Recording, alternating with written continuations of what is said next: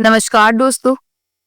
आज मैं आपको सुनाने जा रही हूँ जब एक पति ने अपनी पत्नी पर अपनी इच्छाएं थोपनी चाही तो पत्नी ने कर दिया ऐसा काम कि पति के होश ठिकाने आ गए। नहीं नहीं रमित, अब और ये सब मुझसे नहीं होगा। अपने आप पर बहुत जुल्म कर लिए मैंने। तुम्हारी बातें मैंने बहुत मान ली। तुम्हारी बातें मानते मानते मैंने अपने अंदर मन को ही मार दिया। तो अपनी इच्छा मुझ पर थोपते गई और मैं समर्पित होकर सब पूर्ण करती गई। मुझसे मेरा निर्णय लेने का अधिकार भी तुमने छीन लिया। तुमने जानने का कभी प्रयास भी नहीं किया कि मेरी भी कोई इच्छाएं हैं, कोई खुशी है, एक आकाश है जहां मैं स्वयं अपनी इच्छा से उड़ सकूं, विचरण कर सकूं। अपने मन के विरुद्ध जाकर मैंने अपनी आत्मा को बहुत छलनी कर लिया। मेरी आत्मा रो रो कर ये कह रही है कि बस सोनी, और नहीं। अब मैं अपने मन के विरुद्ध नहीं जा सकती। अब मैं वही करूंगी जो मेरा मन चाहेगा। दिमाग का दरवाजा मैंने बंद कर दिया है। सोनी की आंखों से अश्रुधारा ऐसे बह निकली जैसे बारिश में कोई नदी उफनती है। उफनती नदी को कोई बांधने का प्रयत्न करे तो बांधी नहीं जा सकती। उसी तरह आंसू रोकने का प्रयत्न करके भी आंसू को सोनी रोक नहीं पा रही थी। मैं रमित के सामने रोकर अपने आप को कमजोर साबित करना नहीं चाहती थी, पर दिल वेदना पिघलकर नैनों के रास्ते बाहर आने के लिए बेताब थी। मेरी बातें नहीं मान सकती तो उस घर में तुम्हारे लिए कोई जगह भी नहीं होगी, कि तुम अच्छी तरह से समझ लो। रमित की बातों में रूखापन था। तुम्हारा तुम्हारा ये घर मेरा मन बहुत पहले छोड़ चुका है, और तन भी ये घर छोड़ देता अगर मुझे गौरी की चिंता नहीं होती तो। मैं पहले सोचती थी कि घर छोड़ दूंगी तो गौरी की जिंदगी बर्बाद हो सकती है, पर नहीं। अब अगर मैं इस घर में एक पल भी ठहरी तो गौरी की जिंदगी जरूर बर्बाद हो जाएगी, जैसे मेरी हुई है। गौरी की परवरिश में मैं ऐसे माहौल में कतई नहीं करना चाहती। उसे एक अच्छी जिंदगी देना चाहती हूँ, अच्छी शिक्षा देना चाहती हूँ, ताकि स्वभाव लंबी बनकर अपना निर्णय स्वयं ले सके। वो स्वेच्छा से खुले आकाश में विचरण कर सके, खुशी से अपनी जिंदगी अपनी तरह से जी सके। सोनी ने अपनी आंखों के आंसू पोंछते हुए कठोरता से अपना निर्णय सुना दिया और जाने की तैयारी करने के लिए अपने कमरे की ओर बढ़ गई। ऐसे कठिन समय में सोनी की सहेली आरती ने उसका बहुत साथ दिया। एक अच्छी कॉलोनी में छोटा सा फ्लैट किराए पर लेकर अपनी बेटी गौरी के साथ रहने लगी सोनी। गौरी 6 वर्ष की हो गई थी। एक अच्छा स्कूल देखकर सोनी ने गौरी का एडमिशन पहली कक्षा में करवा दिया। आरती की मदद से सोनी को उस पाइन्स कंपनी में अकाउंटेंट की नौकरी मिल गई थी, जिस कंपनी में आरती एरिया मैनेजर के पद पर कार्य करती थी। सोनी के पास कंपनी में कार्य करने का अनुभव था, इसलिए उसे नौकरी मिलने में बहुत अधिक परेशानी नहीं आई। नई नई नौकरी थी। सोनी थोड़ा झिझक रही थी क्योंकि इतने साल घर में ही रही। आरती ने सोनी का परिचय सबसे करा दिया था। मैनेजर ने आकर सोनी को सारा काम समझा दिया था। मैनेजर के जाने के बाद सोनी फाइल्स देकर बैठ गई। अपना काम समझने का प्रयास कर रही थी। फाइल्स देखकर सोनी के मन ने अतीत के दरवाजे पर दस्तक दी तो दरवाजा खुल गया और कुछ यादों की किरणें मानस पटल पर ऐसे बिखर गईं जैसे किसी सिनेमा के पटल पर किरणें बिखेर जाती हैं और चित्र उभर कर सामने आते हैं। एमबीए करने के पश्चात एक प्राइवेट कंपनी में उसकी जॉब लगी थी। कस्टमर को डील करना उसका मुख्य काम था। कंपनी अकाउंट को भी उसे संभालना होता था। एक बार ऐसे ही एक कस्टमर से उसकी मुलाकात हुई जो किसी एक नई कंपनी का मालिक था। अपनी कंपनी की प्रगति करने के लिए संघर्ष कर रहा था। सोनी को देखकर वह काफी प्रभावित हुआ था, तो कोई ना कोई काम का बहाना बनाकर अक्सर आ जाया करता था। एक दिन बातों बातों में उसने सोनी से कहा, आपका नाम तो मुझे पता है, आप सोनी हैं, पर ये नहीं पता कि आप इसी शहर की हैं या किसी अन्य शहर की हैं। क्यों? इसका काम से कोई ताल्लुक तो है ही नहीं। मैं चाहे किसी भी शहर से हूं, इससे आपके काम में कोई परेशानी तो नहीं आती होगी। सोनी ने बेबाकी से कहा, नहीं नहीं, मैं इसलिए पूछ रहा था, मैं जानना चाहता हूँ कि आप इसी शहर की रहने वाली हैं क्या? पर डर रहा था। इसमें डरने वाली क्या बात है? आप सीधे ही पूछ सकते हैं, आप कहाँ की रहने वाली हैं। मुझे लगा आप बुरा मान जाएंगी। बुरा मानने वाली कोई बात ही नहीं है। वैसे भी आप बहुत दिनों से यहाँ आ रहे हैं, मुझे जानते हैं। मैं भी आपका नाम जानती हूँ। आप मिस्टर रमित चोपड़ा हैं और चोपड़ा एंड सन्स कंपनी के मालिक हैं। मैंने सही कहा ना? बिल्कुल बिल्कुल, आप गलत कह ही नहीं सकती। बहुत होशियार हैं आप, और बहुत खूबसूरत भी। खूबसूरत शब्द सुनकर सोनी को थोड़ा अटपटा सा लगा और अच्छा भी लगा। खूबसूरत शब्द सुनकर किसी लड़की के होठों पर मुस्कान और का पोलो पर लालिमा छा जाने का गुण प्राकृतिक ही होता है। सोनी के गालों पर भी भोर की लालिमा जैसे रक्तिम आभा स्पष्ट नजर आ रही थी। वह शर्मा गई और मन ही मन सोचने लगी कि इतनी सी जान पहचान में मेरी इतनी तारीफ क्यों कर रहा है? कहीं मतलब निकालने का कोई नापाक इरादा तो नहीं है इसके मन में? नहीं नहीं, ऐसा दिखता तो नहीं है। वह अच्छी पर्सनैलिटी है, हैंडसम है, और बातों से तो लगता है बहुत ही सुलझा हुआ है। फिर भी जिसके मन को पढ़ना पड़ेगा। उसने हंसते हुए कहा, अच्छा ऐसा का? ये तो मुझे नहीं पता कि मैं इतनी खूबसूरत हूँ। केवल खूबसूरत नहीं, आप बहुत खूबसूरत हैं। आज जाकर आईने में देखना अपने आप को, पता चल जाएगा। रमित के होठों पर प्यारी सी मुस्कान थी। सोनी एकदम से शर्मा गई और उसने नजरें झुका ली और कहा, तारीफ करना तो कोई आपसे सीखे। बात बात में ऐसी तारीफ कर दी कि सामने वाले को कुछ पता ही नहीं चल पाया कि तारीफ के शब्द कब निकल गए। तारीफ क्या, मैं तो सच्ची कह रहा हूँ। और फिर तारीफ ना करूं तो क्या आपकी बुराई करूं? क्या आप बहुत बदसूरत हैं? रमित के होठों पर शरारत भरी मुस्कान थी। ये मुस्कान बता रही थी कि वह दिल दे चुका है सोनी को। सोनी ने घड़ी की ओर देखते हुए कहा, समय हो चुका है जाने का। आपका काम खत्म हो गया हो तो मुझे इजाजत दीजिए घर जाने की। श्योर श्योर, आपको बिल्कुल इजाजत है। Bye, see you tomorrow. कहकर रमित ने अपना बैग उठाया और चल दिया। रमित का व्यक्ति तब आकर्षक था, जो कि सोनी को आकर्षित तो किया था, पर किसी को अच्छे से जाने बिना उसने कदम बढ़ाना उचित नहीं समझा। घर पहुंचकर माँ पिताजी के साथ रात का खाना खाया। उसके बाद काम के विषय में थोड़ी बहुत बातें हुई। सोनी के मन में कुछ तो उलझन थी, तो वह आराम करना चाहती थी। इसलिए माँ पिताजी से कहा, अच्छा अब मैं थोड़ा आराम करती हूँ। मम्मा पापा, थक गई हूँ। दिन भर कस्टमर से बात करते करते थकान हो जाती है। अच्छा बेटा, जा आराम कर ले। दिन भर की थकी हुई है, बातें तो छुट्टी के दिन भी कर सकते हैं। अच्छा, गुड नाइट। गुड नाइट मम्मा पापा, कल सुबह मिलते हैं। फिर सुबह ऑफिस पहुंचकर वही फाइल्स, वही कस्टमर्स। पूरा दिन कैसे बीत जाता है पता ही नहीं चलता। अचानक किसी ने आकर कहा, गुड इवनिंग। तो उसने नजर उठाकर देखा तो सामने रमित खड़ा था। शाम की करीब 6, 6:30 बज रहे थे। तब गुड इवनिंग कब आए आप? मुझे तो पता ही नहीं चला। दिन भर फाइलों में उलझी रहती हूँ। सामने वालों की कोई अहमियत आपकी नजर में हो तब तो आपको पता चलेगा।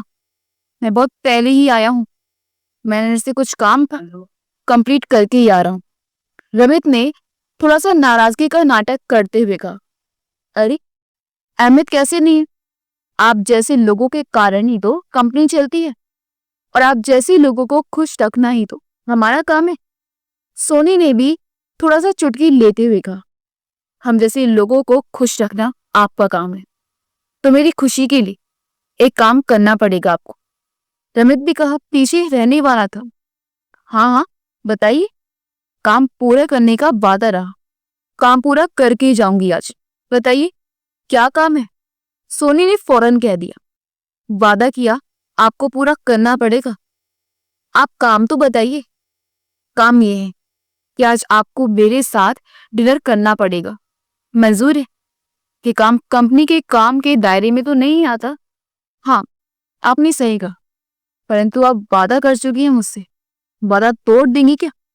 सोनी मन ही मन सोचने लगी कि किस झंझट में पड़ गई मैं, बिना सोचे समझे वादा कर दिया। सोनी के मन में आया कि वह ना कर दे, पर उसे रमित का साथ अच्छा लग रहा था। वादा निभाना तो एक बहाना था। असल में कुछ क्षण वह रमित के साथ रहकर उसे जानना चाह रही थी। क्या हो गया? कोई जवाब नहीं मिल रहा है मुझे। सोनी को चुप देखकर रमित ने दोबारा पूछा। हाँ, जब वादा कर दिया तो निभाना ही पड़ेगा। मैं जरा अपनी फाइलें समेट लूं, फिर चलती। सोनी अपनी फाइलें समेट कर उठ खड़ी हुई और कहा, चलिए। पर जाएंगे कैसे? आपकी कार से या मेरी कार से? किसी के कार से नहीं, रेस्टोरेंट यहाँ से नजदीक ही है, हम पैदल चलकर जाएंगे, बातें करते करते, रमित ने जवाब दिया। दोनों ऑफिस से बाहर निकली और चल पड़े रेस्टोरेंट की ओर। डिनर टेबल पर सोनी खामोश बैठी मेन्यू देखने में व्यस्त थी। उसे समझ में नहीं आ रहा था कि रमित के साथ क्या बात करे और क्या नहीं। वह झिझक भी रही थी, इसलिए स्वयं को व्यस्त दिखाने का प्रयास ना कर रही थी। रमित को भी समझ में नहीं आ रहा था कि सोनी से बातें शुरू कैसे की जाए। सोनी को खामोश देखकर रमित ने पहल की। हाँ तो सोनी, बताओ क्या ऑर्डर है? तुम क्या खाना चाहती हो? मैं तो कुछ हल्का फुल्का लेने के मूड में हूँ, क्योंकि रात का खाना मैं हल्का ही लेता हूँ। मैं भी रात को हल्का खाना ही खाती हूँ। मैं प्लेन डोसा और एक कप कॉफी लेना पसंद करूंगी। मैं बड़ा सांबर और एक एक कॉफी लूंगा। डिनर करते करते भी सोनी चुप थी। मैं सोच रही थी कि रमित एकदम से आपसे तुम पर आ गया। क्या ये सही है? सोनी की चुप्पी रमित को खल रही थी, तो उसने पूछ ही लिया। क्या बात है सोनी? ऑफिस में तो इतनी चुप्पी नहीं देखी कभी तुम्हारी, आज इतनी चुप क्यों हो तुम? नहीं नहीं, कुछ नहीं, ऐसी समझ में नहीं आ रहा बात कहाँ से शुरू करूं। ऑफिस की बात और है, ऑफिस में तो मुझे बात करने की सैलरी मिलती है। मेरा मुख्य काम तो कस्टमर डीलिंग ही है, तो सबसे अच्छी सी बात तो करनी पड़ेगी ना। ऑफिस में तो आप मेरे कस्टमर होते हैं, परंतु यहाँ पर तो आप मेरे कस्टमर नहीं हैं। समझ में नहीं आ रहा क्या बात करूं। मैं आपको ये सब क्यों बता रही हूं? आपको सब पता ही है। अच्छा, तो मैं यहाँ पर क्यों हूं? क्या हूं ये बताऊं? क्या हो, एक दोस्त हूं, और क्या? सोनी ने चतुराई से जवाब दिया। बस केवल एक दोस्त है और कुछ नहीं। इस दुनिया में अच्छा दोस्त भी नसीब वालों को ही मिलता है सोनी। दोस्त होने में क्या बुराई है? अच्छा, तो मैं आपका अच्छा दोस्त हूँ, तो अच्छा दोस्त होने के नाते ये बता दीजिए कि दोस्त आपको कैसा लगता है? दोस्त के बारे में कैसा ख्याल है? आपका अच्छा ख्याल है ना? मेरा मतलब था मैं तुम्हें कैसा लगता हूँ? अच्छी सुलझी हुई, बातें भी अच्छी कर लेते हैं, और क्या? मेरी पर्सनैलिटी तुम्हें अच्छी नहीं लगती? तुम्हारे तो मुझे बहुत अच्छी लगती है। नहीं नहीं, अच्छी लगती है, पर मैं एकदम से कैसे कह दूं कि आपकी पर्सनैलिटी मुझे बहुत अच्छी लगती है? शर्माते हुए सोनी ने कहा। तो फिर धीरे से कह दो, जो मन में आए कह दो। मैं तुम्हारे मन की बात जानना चाहता हूँ। शर्माने वाली कोई बात ही नहीं है, हम कोई बच्चे तो है नहीं। एक शरारती मुस्कान भी खेलते हुए रमित ने कहा। हाँ, अच्छे लगते हो, सोनी ने शर्माते हुए कहा। सोनी की सहमति पाकर रमित की आंखों में खुशी की चमक रही थी। उसका मन उसे सोनी के करीब खींचकर ले जा रहा था। जीवन पुष्प वाटिका में जैसे खुशी के रंग बिरंगे फूल खिलकर चारों दिशाओं में खुशबू बिखेर रहे थे, और ये खुशबू हवा में घुलकर सांसों से होकर अंतर मन को भी सुगंधित किए जा रही थी। सोनी का मन भी जीवन में पहली बार किसी की ऐसी बातें सुनकर चंचल हिरनी सा मचला उठा। जीवन के इस नई डगर पर चलना सुखद लग रहा था। दोनों की प्यार की गाड़ी एक ऐसी राह से होकर गुजर रही थी जिस राह पर फूल ही फूल बिछे हुए थे और उसकी खुशबू से चारों दिशाएं महक रही थी, जिस पर कांटों की बिल्कुल चुभन ना थी। इस तरह दोनों कभी किसी कॉफी हाउस में मिलते तो कभी किसी रेस्टोरेंट पे जाकर बैठती। कॉफी पीना और खाना खाना तो बस एक बहाना था। दोनों एक दूसरे को जानना चाहते थे और एक दूसरे के करीब आने के लिए व्याकुल थे। शायद पहला पहला प्यार का नशा ऐसा ही होता है। प्यार का नशा और खुमारी दोनों की आंखों में ऐसी चढ़ी हुई थी कि दोनों को एक दूसरे की बुराई नजर नहीं आ रही थी, केवल अच्छाई नजर आने लगी। दोनों का प्यार इस हद तक परवान चढ़ चुका था कि जिस दिन दोनों नहीं मिलते तो मन इतना व्याकुल रहता कि मन की बेचैनी आंखें बयां कर देती। एक दिन सोनी की सहकर्मी ने पूछ लिया, क्या बात है सोनी, कुछ बेचैन सी लग रही हो? नहीं, कोई बात नहीं, बस एक फाइल ढूंढ रही थी।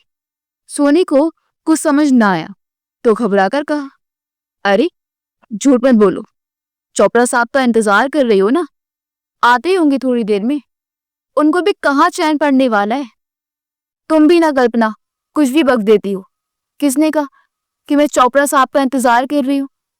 तुम्हारी बेचैनी और तुम्हारी आंखें बता रही हैं, बार बार दरवाजे की ओर नजर जा रही है तुम्हारी। तुमने शायद ध्यान नहीं दिया सोनी, पर मैंने पूरा ध्यान दिया है। और कल्पना हंसने लगी। अपनी चोरी पकड़ी गई देखकर सोनी चुप हो गई और अपनी नजरें नीची करके अपने काम में मन लगाने का प्रयास करने लगी। पर चंचल मन काम करने भी तो नहीं देता है। एक दिन ऑफिस में आकर रमित ने सोनी से कहा, मेरे मम्मी पापा आए हुए हैं जो पटियाला में रहते हैं, तुमसे और तुम्हारे मम्मी पापा से मिलना चाहते हैं। सोनी को समझ में नहीं आया था कि रमित के मम्मी पापा अचानक कैसे आए और क्यों मेरे मम्मी पापा से मिलना चाहते हैं। फिर भी उसने हंसते हुए कहा, ठीक है, मिलना चाहते हैं तो एक दिन उन्हें घर ले आई, जिस दिन आपको ठीक लगे। ठीक है, तो कल आते हैं। मम्मी पापा ज्यादा दिन ठहरेंगे नहीं, बस एक हफ्ते के लिए आए हैं, रमित ने कहा। रमित के मम्मी पापा को सोनी का व्यवहार, कुशलता एवं पर्सनैलिटी बहुत अच्छी लगी। दोनों को सोनी भा गई। आपकी बेटी हमें बहुत पसंद आई, जितनी खूबसूरत है उतनी ही शालीन तथा पढ़ी लिखी भी है। हमें एक ऐसी बहू चाहिए थी। रमित की मम्मी ने कहा, आपका बेटा भी बहुत आकर्षक व्यक्ति तत्व का है और इतनी अच्छी कंपनी का मालिक भी है, हमारे मन को तो भा गया वह। सोनी की मम्मी ने भी खुश होते हुए कहा। रमित और उसके मम्मी पापा के जाने के बाद सोनी के मम्मी पापा आपस में बात कर रहे थे। सोनी के पापा ने कहा, बड़े सज्जन हैं दोनों और रमित भी उतना ही सुलझा हुआ लड़का है। भाई हमें तो ये रिश्ता मंजूर है। उनकी एक बात हमें बहुत अच्छी लगी कि उन्हें दहेज नहीं चाहिए। उन्होंने लेन देन की बात हम पर ही छोड़ दी है। हाँ, आप बिल्कुल सही कह रहे हैं। उनका ये कहना बड़े दिल होने का घोतक है। आप जो भी देना चाहें अपनी बेटी को दीजिए। हमें दहेज का लोभ नहीं है। हमारे पास भगवान का दिया हुआ सब कुछ है। हमें भी सब लोग बहुत अच्छे व शरीफ लगे। सोनी बेटा, तुम क्या कहती हो? सोनी की मम्मी ने कहा, आप लोग मुझसे ज्यादा अनुभवी हैं। आप लोगों को वे अच्छे लग रहे हैं तो अच्छे ही होंगे। और रमित को तो मैं पहले से ही जानती हूँ, अच्छा सुलझा हुआ है। सोनी ने धीरे से कहा, फिर क्या, मियाँ बीबी राजी तो क्या करेगा काजी। सोनी के पापा जोर से हंस पड़े तो सभी एक साथ हंस पड़े। सोनी की शादी रमित के साथ हो गई। शादी के बाद सोनी की मम्मी पापा उसके भाई के पास जो मुंबई में रहता है वहां पर चले गए। सोनी अपने पति रमित के साथ दिल्ली में रहने लगी। सोनी अपनी नौकरी छोड़ना नहीं चाहती थी, पर अमित के कहने पर कि तुम मेरी कंपनी भी मेरी सहायता करो, पढ़ी लिखी हो, अनुभवी हो, तुम्हारा अनुभव मेरी कंपनी को आगे बढ़ाने में मदद करेगा। तुम्हें ऑफिस में देखकर ही मैंने तुम्हारा अनुभव परख लिया था। अपने पति से तारीफ पाकर सोनी गदगद हो उठी। सोनी ने खुशी खुशी नौकरी छोड़ दी, ये सोचकर कि अगर रमित को मुझ पर इतना भरोसा है कि मैं उसकी कंपनी में सहायक हो सकती हूँ, तो मुझे अपनी नौकरी छोड़कर कंपनी को आगे बढ़ाने के लिए सहयोग देना चाहिए।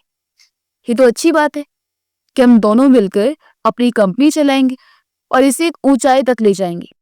रमित भी काफी समय से संघर्ष कर रहा है। ये मेरा सौभाग्य है कि मैं रमित के कंधे से कंधा मिलाकर कंपनी को एक मुकाम तक पहुंचा दूं। सारी बातें सोचकर सोनी का मन एक आत्मसंतुष्टि से भर उठा। कंपनी चलाने के लिए रोज रोज पार्टी में जाना, नए नए लोगों से मिलना, उनके साथ डांस करना, मिल बैठकर पीना, ये सब करना पड़ेगा। ये तो सोनी ने सपने में भी नहीं सोचा था। एक ऐसे माहौल में उसकी परवरिश हुई है जहां पर ऐसी संस्कृति को मान्यता नहीं दी जाती है। उसके पिता एक इंजीनियरिंग कॉलेज में प्रोफेसर थे।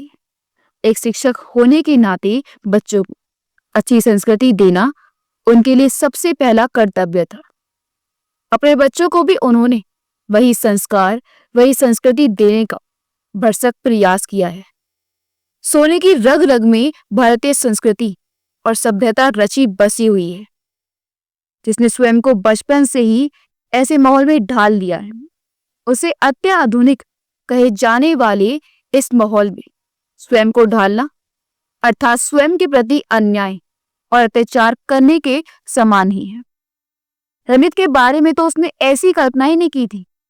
एक पति का स्वाभिमान अपनी पत्नी होती है।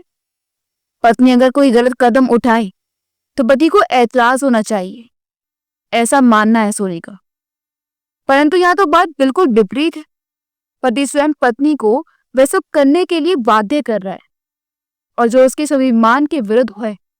रविंद्र, कंपनी चलाने के लिए मेरा रोज रोज पार्टी में जाना जरूरी है क्या? मेरी कंपनी नई नहीं है सोनी, लोगों से मिलेंगे नहीं तो कस्टमर कैसे बढ़ेंगे? कंपनी की प्रगति के लिए ये बहुत आवश्यक है कि हम पार्टियों में जाएं और लोगों से मिलें। तुमने तो कहा था मुझे कंपनी के काम में हाथ बटाना है, ये भी तो कंपनी का ही काम है। रमित मंद मंद मुस्कुरा रहा था। ये कैसा काम है कंपनी का? ये तो मेरे समझ से परे है। कंपनी अकाउंट को मैनेज करना है तो मैं कर सकती हूँ। कंपनी में बैठकर कस्टमर को डील करना है, वह भी मैं कर सकती हूँ। परंतु पार्टी में जाकर ढोंग करना मेरे स्वभाव में नहीं है। ये मेरे लिए करना मुश्किल ही नहीं, असंभव है।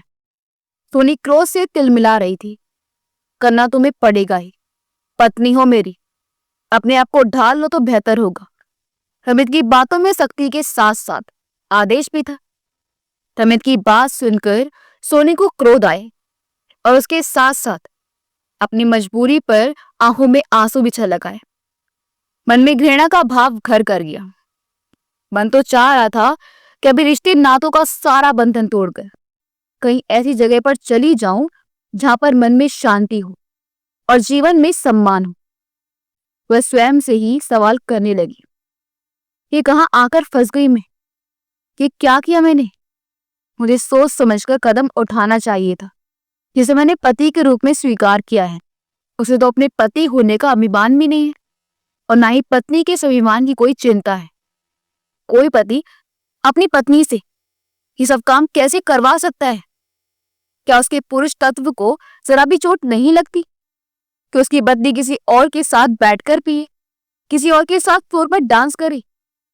ये कैसा प्यार है रमित का?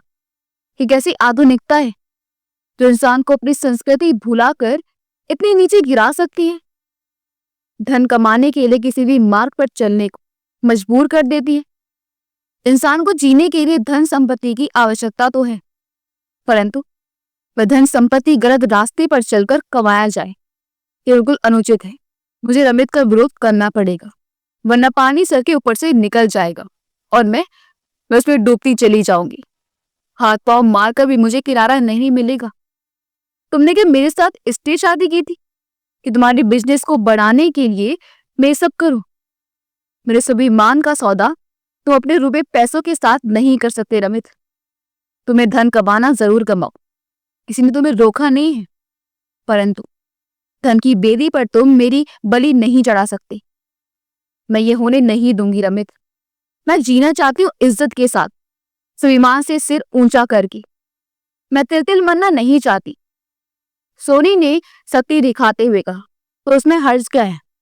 पार्टी में और भी लोग आए थे, और भी लोगों की पत्नियां भी थी। मैं सब यही कर रही थी, करती होंगी, पर मैं इस मिट्टी की नहीं बनी हूं कि तुम मुझे ये सब करने के लिए मजबूर कर सकते हो। मैंने तो सोचा था कि बिजनेस पार्टी में जाना एक साधारण बात है, पर मुझे अब समझ में आ रहा है कि बार बार बिजनेस पार्टी में जाने का अर्थ क्या होता है। मुझसे ये सब नहीं होगा रमित। तुम मेरी पत्नी हो, तो पत्नी का धर्म नहीं है कि वह पति की काम में सहायता करे? तुम्हारे कंपनी में मेरे लायक कोई काम हो तो मैं अवश्य करूंगी, पर पार्टी में जाकर ये सब करना मेरा काम नहीं है। क्या तुमने मुझसे इसलिए शादी की थी? सोनी ने गुस्से में चिल्लाते हुए कहा। हाँ, इसलिए की थी शादी, ताकि तुम मेरे बिजनेस को आगे बढ़ा सको। रमित ने बेशर्मी से चिल्लाते हुए कहा। तो तुम्हें एक अध कॉल गर्ल चाहिए थी, तो किसी कॉल गर्ल से शादी कर लेती। मुझ जैसी शरीफ लड़की से शादी करने की हिमाकत क्यों की? पता है तुम कितनी शरीफ हो। ऑफिस में सबसे हंस हंस के जिस तरह से बातें करती थी, वह देखकर ही मैं समझ गया था। तभी तो मैंने हाथ बढ़ाया कि तुम मेरे लिए भी अच्छी काम की हो। छी रमित, तुम इतने गिरे हुए हो कि मैंने कभी सोचा ही नहीं था। कोई इंसान पैसे के लिए इतना गिर भी सकता है? सोनी गुस्से में पैर पटकते हुए अपने कमरे में चली गई और अंदर से दरवाजा बंद कर लिया। कुछ महीने के पश्चात गौरी का जन्म हुआ। मां बनने की खुशी में सोनी अब अपमान दुख भूल गई थी। ये खुशी तो ऐसी खुशी है जो जीवन में आते ही जीवन को एक नया मोड़ दे देती है। जीवन खुशी के झूले में झूलने लगता है। चारों ओर खुशियां ही खुशियां नजर आती हैं। अपना सारा मंतव्य गौरी पर लुटाकर सोनी बहुत संतुष्ट थी। उसका सारा समय, सारा दिन गौरी के इर्द गिर्द नाचकर कैसे बीत जाता, कुछ पता ही नहीं चलता। समय पंख लगाकर जैसे उड़ गया। गौरी 6 महीने की हो गई। बहुत सुंदर गौरी और प्यारी सी है गौरी। देखकर सोनी का मन आनंद से भर जाता। एक दिन फिर अचानक रमित ने सोनी से कहा, आज रात को एक पार्टी है, आज चलना है सोनी पार्टी में। ये पार्टी बहुत जरूरी है। अगर मैं इस पार्टी में एक बड़ी कंपनी के मालिक को खुश कर पाया तो मुझे बहुत बड़ी डील मिलेगी, जिससे मेरी कंपनी एकदम से ऊंचाई पर पहुंच जाएगी। नहीं, अपने बिजनेस को बढ़ाने के लिए तो मुझे शतरंज का मोहरा नहीं बना सकते हैं। वैसे भी गौरी भी छोटी है, उसे छोड़कर मैं नहीं जा सकती। उसे समय पर दूध देना, खाना खिलाना बहुत जरूरी है, नहीं तो रोएगी वो। सोनी ने बहाना बनाते हुए कहा, गौरी को संभालने के लिए घर में नौकरानी है, तुम्हें इतनी चिंता करने की जरूरत नहीं है। तुम तैयार हो जाना जाने के लिए। आदेश करते हुए रमित निकल गया। गौरी की चिंता करते हुए मन मार्ग सोनी को जाना पड़ा। पर यह सिलसिला अब फिर से शुरू हो गया था।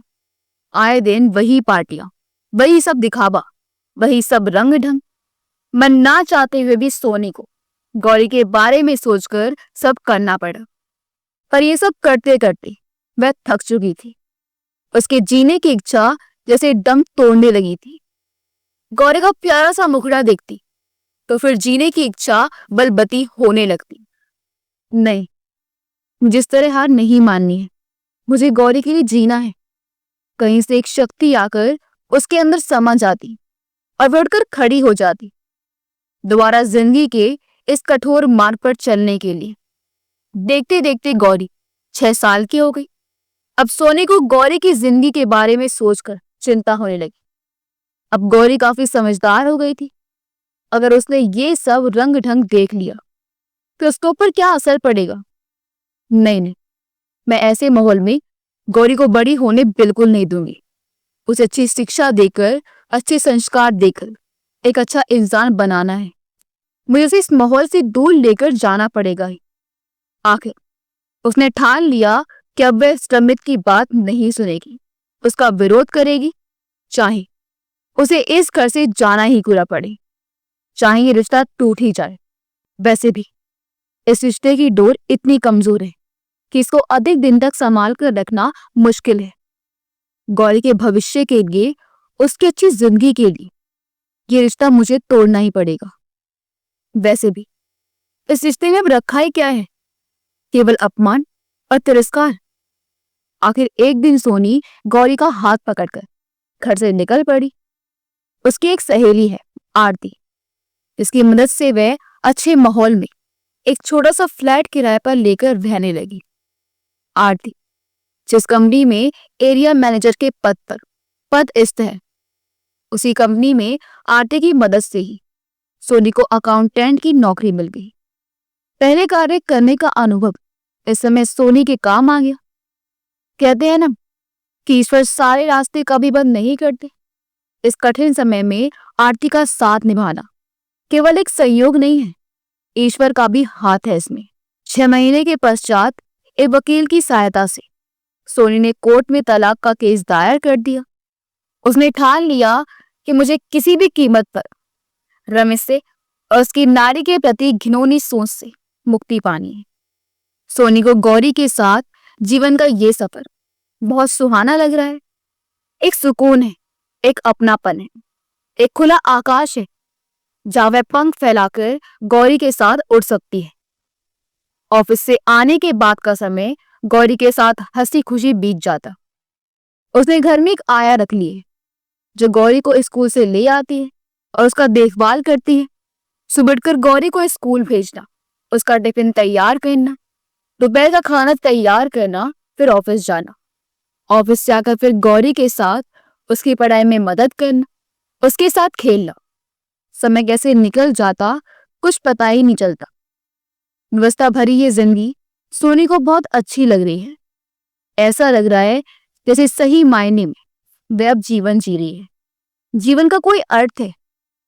सोनी का तलाक का केस भी काफी जद्दोजहद के बाद एक सकारात्मक नतीजे पर पहुंचा। उसको तलाक मिल गया।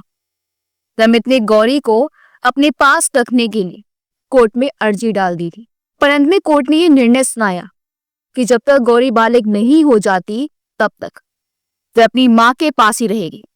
बालिग होने के बाद उसे कहाँ रहना है ये निर्णय वह स्वयं लेगी।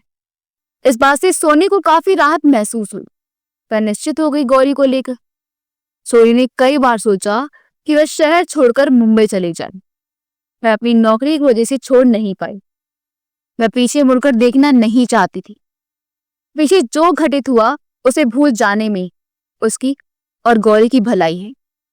वैसे भी दुखद अतीत को भुलाकर वर्तमान में जीना ही बुद्धिमानी है। और वह गौरी के साथ हर पल को खुशियों से महकते हुए जीने लगी। समय का चक्र इतनी तेजी से चल रहा था कि देखते ही देखते कितने साल निकल गए पता ही नहीं चला। गौरी 8वीं क्लास में पहुंच गई। पढ़ाई में बहुत होशियार है वो। गौरी अपनी पढ़ाई में व्यस्त और सोनी अपने ऑफिस के कार्य एवं उसके पश्चात गौरी के साथ समय कहां से निकल जाता पता ही नहीं चलता। छुट्टियों में सोनी गौरी को लेकर वही निकल पड़ती ब्राह्मण के लिए जहां गौरी की इच्छा होती।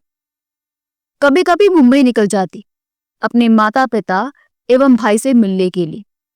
गौरी अपनी नाना नानी, मामा मामी एवं भाई बहनों से मिलकर बहुत आनंद का अनुभव करती, क्योंकि दिल्ली में माँ के अलावा सगा कहने वाला कोई था ही नहीं। उनके साथ मिलकर मुंबई घूमने में तो उसे बहुत ही आनंद आता। इतनी कम उम्र में सोनी का अकेलापन तथा संघर्षपूर्ण जीवन देखकर उसके माता पिता का दिल द्रवित हो उठता। वे आपस में बातें करते, हमें तो कितना अच्छा लड़का देखकर उसकी शादी की थी। रमित की बातों में कितनी मिठास थी, कितने अपनेपन से बातें करता था वह। परंतु वैसा निकलेगा किसे पता था। हमने तो सपने में भी नहीं सोचा था कि एक दिन ऐसा समय भी आएगा। ऊपर से देखकर किसी का दिल तो पढ़ नहीं सकते।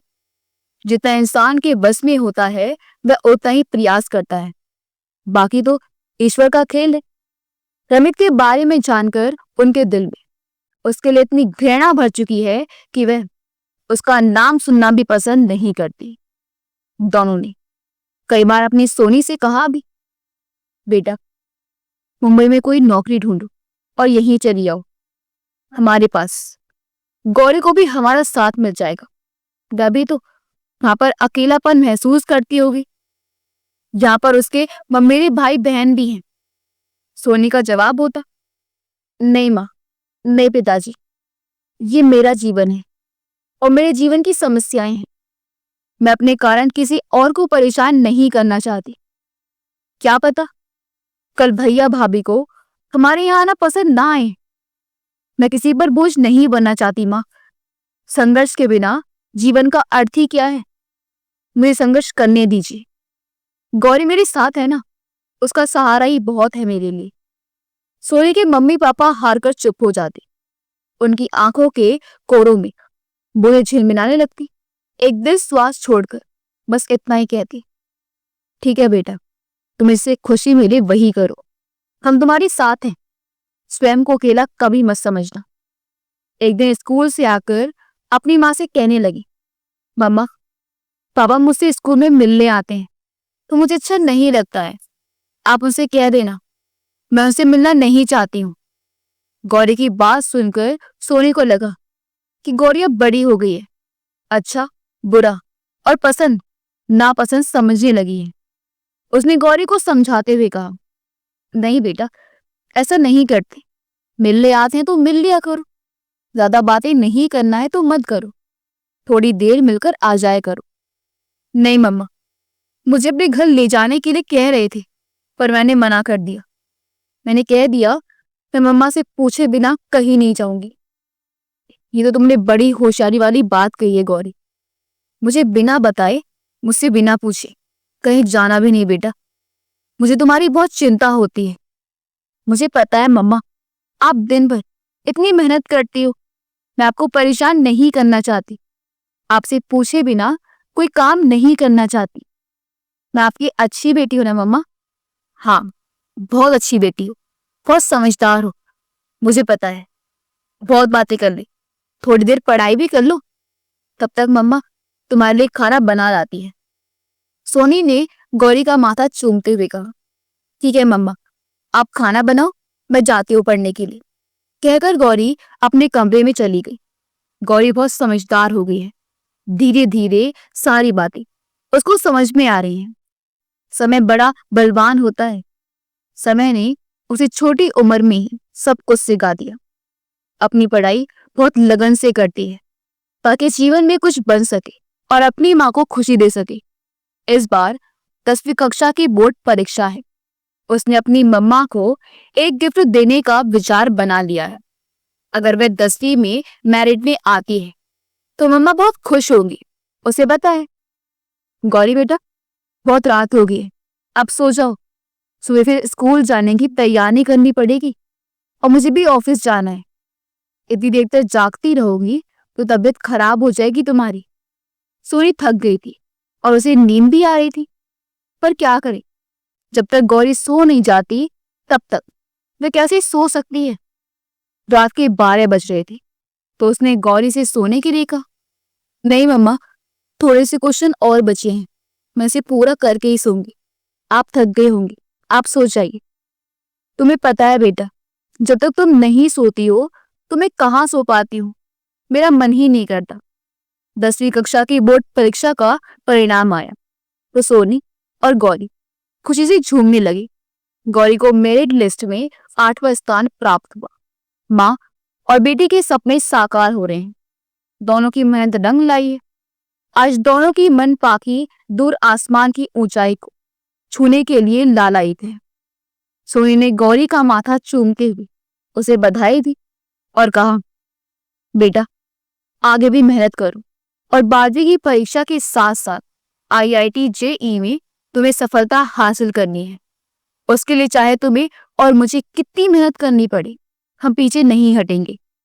जी मम्मा, देखना आप, मैं बहुत मेहनत करूंगी तो मुझे अवश्य सफलता मिलेगी। आपसे मेरा वादा रहा कि मैं अपना पूरा समय पढ़ाई में ही लगाऊंगी। गौरी ने खुशी से चहकते हुए कहा। गौरी की मेहनत रंग लाई। उसने IIT JEE में अच्छी रैंक हासिल की। खुशी से सोनी की आंखों की कोरे भीग गई। आज वह बहुत गर्वित महसूस कर रही है। ये एक ऐसी खुशी है जिसे पाकर वह चाहे भी तो अपने आंसू को रोक नहीं सकती। वह तो बाहर आने के लिए जैसे बेताब है। उसका त्याग, उसकी मेहनत, उसकी प्रार्थना आज रंग लाई है। उसने गौरी के लिए जैसी जिंदगी का सपना देखा था, वह सपने पूरे होते दिख रहे हैं। वह सदैव ये चाहती रही कि गौरी गर्व से सिर ऊंचा करके स्वाभिमान के साथ जिए।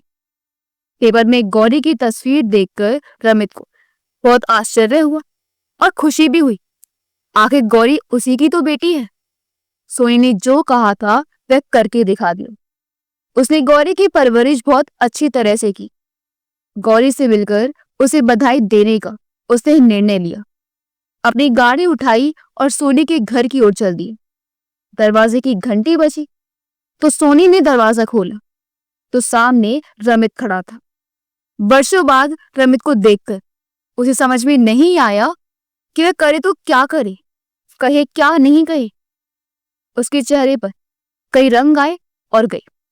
उसे समझ में नहीं आ रहा था अंदर बुलाए या वापस भेज दे। फिर अपने आप को संभालते हुए उसने कहा, तुम यहां पर? हाँ, गौरी की तस्वीर पेपर में देखकर मुझे पता चला कि उसने IIT JEE में अच्छी रैंक हासिल की है, तो मैं उससे मिल ली और बधाई देने चला आया। रमित ने थोड़ा सा झिझकते हुए कहा, पर कोर्ट में यही बात हुई थी कि तुम कभी मेरे घर नहीं आओगी। तुम्हें गौरी से मिलना है तो स्कूल में मिलोगी। यहाँ आने की हिम्मत कैसे की तुमने? आज तो खुशी का दिन है, आज तो गुस्सा मत करो। हमारी बेटी ने हमें गर्वित किया है, तो हमें मिलकर सेलिब्रेट करना चाहिए सोनी। ओह, हमारी बेटी, बेटी की चिंता कब से होने लगी तुमको? अब जब बेटी ने कुछ हासिल कर लिया तो हमारी बेटी हो गई। पहले कभी सोचा था बेटी के लिए? पुरानी बातें भूल जाओ सोनी। जिंदगी फिर से नए तरीके से शुरू कर सकते हैं। तुम चाहो तो तुम्हारे साथ फिर से जिंदगी शुरू करनी है। तुमने सोच कैसे लिया? मेरी जिंदगी बहुत अच्छी है और मैं अपनी जिंदगी से बहुत खुश हूँ। मेरी जिंदगी में खल पैदा करने मत आया करो। रहा सवाल भूलने की, तो मेरे गांव अभी भी हरे हैं। बहुत मेहनत और त्याग से मैंने अपनी बेटी की जिंदगी बनाई है। उसे बर्बाद करने के लिए प्लीज मत आया करो। बहुत पहले ही मैं ये शहर छोड़ना चाहती थी, पर नौकरी के कारण छोड़ नहीं पाई। पर अब लगता है कि मुझे ये शहर छोड़ना ही पड़ेगा। तुम मुझसे डरकर भाग जाना चाहती हो? नहीं, डरकर नहीं। मैं पुरानी सड़ी गली, अंधेरी पगडंडियों को छोड़कर एक नई उजली राह की खोज में जाना चाहती हूँ, जहां पर तुम जैसे लोग ना हो, तुम्हारी जैसी सोच वाले ना हो। समझे? अब तुम जा सकते हो। हाँ, चला जाऊंगा, पर एक बार गौरी से मिलना चाहता हूँ। उसे बुलाओ। गौरी अंदर से सारी बातें सुन रही थी। उसने अंदर से ही कहा, मुझे किसी से नहीं मिलना है। मम्मा, कह दीजिए चले जाएं और आगे से मुझसे मिलने कभी ना आए। मैं अब 28 साल की हो गई हूँ। अपना निर्णय स्वयं लेने लायक हूँ और मेरा निर्णय ये है कि मैं किसी से मिलना नहीं चाहती। गौरी की बातों में आत्मविश्वास एवं दृढ़ता स्पष्ट झलक रही थी। सोनी अंदर आकर मन ही मन सोचने लगी, अब मुझे ये शहर छोड़ना ही पड़ेगा। गौरी का एडमिशन मैं दिल्ली में नहीं कराऊंगी। उसका एडमिशन मैं मुंबई में कराऊंगी, जहां मेरे मम्मी पापा और भाई भी है। भाई के 2 बच्चे भी हैं। गौरी का उनका साथ मिल जाएगा और मैं यहाँ की नौकरी छोड़कर कोई और नौकरी के लिए अप्लाई करूंगी। आप क्या सोच रही हो मम्मा? मैं हूं ना आपके साथ। आप अकेली नहीं हो। अब डरो मत। हम क्यों डरे किसी से? हमने कोई गलत काम नहीं किया है मम्मा। सोनी गौरी को गले लगाकर रो पड़ी। बस सोचने लगी कि गौरी कितनी बड़ी और कितनी समझदार हो गई है।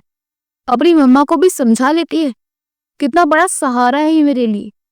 मेरी गौरी नहीं होती तो मैं कैसे जीती? मैं डर नहीं रही हूँ बेटा। मैं सोच रही हूँ कि तुम्हारा एडमिशन मुंबई में करा देंगे। वहां पर नाना नानी एवं मामा मामी और उनके बच्चे हैं। उनसे मिलकर तुम्हें बहुत अच्छा लगेगा। उन लोगों का साथ हो जाएगा। हाँ मम्मा, ये बात मैंने भी कई बार सोचा है, पर मैंने कुछ कहा नहीं, क्योंकि आप इतनी समझदार हो। इतनी सारी बातें आप पर छोड़ दे। आप जैसा चाहोगी वैसा ही करेंगे। मुंबई की एक नई कंपनी से सोनी को ऑफर आया। गौरी का भी ऑनलाइन एडमिशन आईआईटी मुंबई में हो गई थी।